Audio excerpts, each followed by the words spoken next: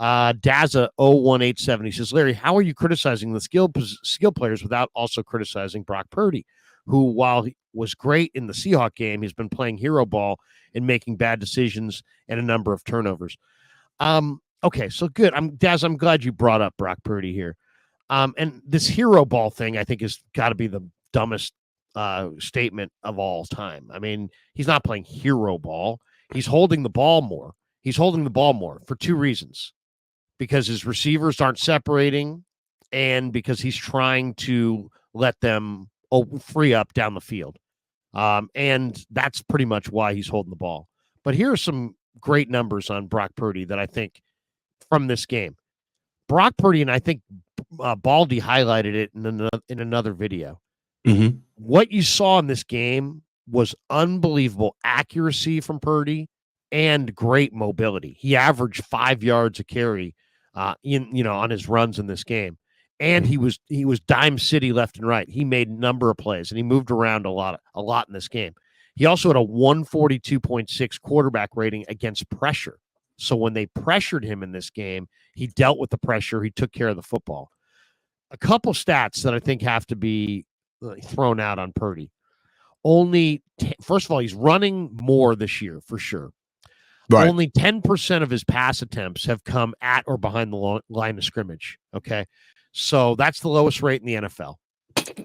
Only 31% of his yards this year have come from yards after the catch, the yak. The old saying was, hey, Purdy ain't doing it. He's just throwing it 5 yards and his receivers are doing all the work. Well, this year, only 31% of his yards come from yak. That's the lowest rate in the entire league. He's also completing 58% of his throws of 15-plus yards downfield. That's third best in the NFL behind only Mahomes and Burrow, who are 1 and 2 on that list. Mm-hmm. And if you go back to week 14 of the 2022 season when he had his first start against Tampa, from that point to today, with Brock Purdy at quarterback, the 49ers offense, number 1 in the NFL, most points per game, 29.3. Most yards in the NFL. So they're number 1 in both total offense and points per game at 400 yards per game, 400.5 yards per game. And number 1 in the NFL in most yards per play, 6.6 yards per play. That's what he's done since he's been the quarterback of the 49ers. Let me ask you something. Yeah. What are you seeing out of Deebo this year? I see a guy that's in shape, but has lost a lot of the hip fluidity and lateral agility. So he doesn't really have a lot of, east-west or make you miss or anything like that. I don't see any of that cutting ability.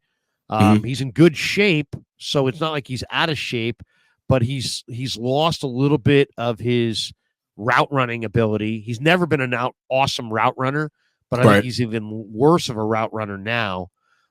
Because I see him rounding into cuts and rounding out of cuts. But I still see a guy that, is a great competitor and wants to win and wants to lead. But he can only do so much at this point as he gets older. Has he officially lost a step? I don't know if he's lost a step. I think it's more about the route running ability. I don't think he's got the agility and the footwork and the stop and start and the quickness. He's lost a little bit of quickness. He's still like a load to bring down with 3 steps. But what I also saw before this game that was different in this game is that on his running plays coming into this game, Coach, he was 15 carries for 34 yards on the year. So he wasn't getting anything done. And if you go back to those runs and isolate them on the film, what you see is that he's running a lot on his running plays. He's running east-west almost exclusively parallel to the line of scrimmage. He's not getting the angle that he used to get on the runs, which was a total north-south kind of an angle. And so he's not that downhill power runner when he's running east-west. The same way we were just talking about, you lose power when you run, when you turn and run to the side from the line of scrimmage. We're talking about keeping your shoulders square. Well, he's the king of that. He's been turning And on his runs, he just runs for 1 yard. He gets knocked out of bounds. He's not beating anybody to the edge. He's not cutting and going upfield. So if to me in this game, on the couple of the runs, they got him at an angle where instead of running east-west, he's more bellying and like going towards the line of scrimmage.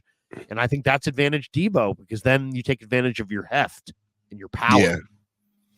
Yeah. I like him. I mean, I still think he is going to have a good rest of the year.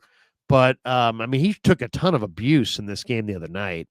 But I was just going to say about Brock, it's amazing. It's like they couldn't beat Seattle when Russell was there. And then Russell left. Brock came here. Brock reminds me an awful lot of Russell. And now he's 5-0 against Seattle, including the playoff start, with 9.8 yards per attempt, 11 touchdowns, 2 picks. The average margin of victory is 13.6 points per game. Brock Purdy is owns Seattle right now. So the only thing I would say about Brock is I don't think he was playing hero ball by holding the ball. I just think that nobody's open. And what are your options? Throw 50-50 balls, take sacks, or run around a little bit. And he's trying to run around. And when you run around, guess what? You're going to run into a sack. You're going to run into a turnover. And I think that's also been his problem in the red zone, is that he's run more this year. And I think it's impacted his clock, and that red zone clock has to be even faster. And his clock is actually slowed down a little bit. And in the red zone, you can't have a slow clock. Otherwise, you're a step behind. And when I asked him about it this week, I mean, I'll give him credit, man. This guy did not run from it. He's like, yeah, I need to be better in the red zone. I need to get my processing faster. I need to quicken my pace. I need to be more aggressive. He wasn't like the line or my guys or Kyle. He took the blame himself and was like, I need to be better. And I you know what? I don't think it's for a fact. I actually think that he does need to be better in the red zone. And I think he's just owning it. Right. That's good. I mean, I think that I'm looking for a little bit more from Deebo this year. He's supposedly came in in the best shape of his life coming into this year. And with 32 targets for 335 yards for the season, he's averaging about 43 receiving yards a game on top of the 76 that he just got. I mean, his catching percentage is at 62%. And for right now, out of the receivers, which is Juwan Jennings, Brandon Ayuk, and George Kittle, he's third lowest with only 10.5 yards a target. And his yards per catch, his yards per target are 9.9, which is the lowest out of the receivers. My thing is, I just want to see a little bit more from Deebo, especially when he doesn't have the ball. I feel like we're getting to the point now where when he does have the ball, now we're paying attention to him. It's like, okay, he's not as dynamic as he used to be. He's not breaking tackles. He's not a bull in the china cabinet. I can't remember the last time an end around just worked. Right? That end around play is dead. You know what I mean? So, it used to get 20, 30 yards. Now it gets 2-3 yards. Exactly. I can only talk about what I know, what we all see, right? I'm not the only one watching the games. I just want to see more from him. I think that for as many targets as he garners a game, which is 10 targets a game, right? I'd like to see better route running, maybe getting open on slants. They give him a lot of easy routes. He doesn't necessarily get any double routes, or he doesn't have to really move in between the hashes. He gets a lot of routes where he's either running away or coming off of a play fake. But for me, at 28 years old, receiver who's coming up on his deal, who's going to be looking to get paid. And this is the only reason why I'm bringing this up is because we already know how this team works. Deebo's going to be looking to get paid next year. In my opinion, I haven't seen, he's not playing like a guy who's playing on his last year of his deal, in my opinion. It's early. It's early. I mean, to me, he was a great performer in this game because he's really set the tone. I hold the guys who set the tone to me, I hold that in high regard. Like, to me, there's good players, there's great players, there's Pro Bowl players, and then there's tone setters. And the tone setters are the guys who literally, will come out and in a hostile stadium, they'll just say, "Give me the ball, and I'll take it over, and I'll lead us here." And I thought that Deebo in this game was that tone setter player, especially with that early touchdown. Throw up But that I hear chat what you're saying. He doesn't from look Thang like Day. he doesn't look like he's on a career year trajectory, but No. he's an older player. He's an older player. One last topic before You we think or he's two aging last like a topics. running back or aging like a receiver? I think he's aging poorly. I think he's got a running back body. See, he's a receiver in name, but he's got a running back body. So he's aging like a running back. But I do too. I think he's aging like a running back. He doesn't have he's not nifty. He's not a route runner. He's never been a route runner.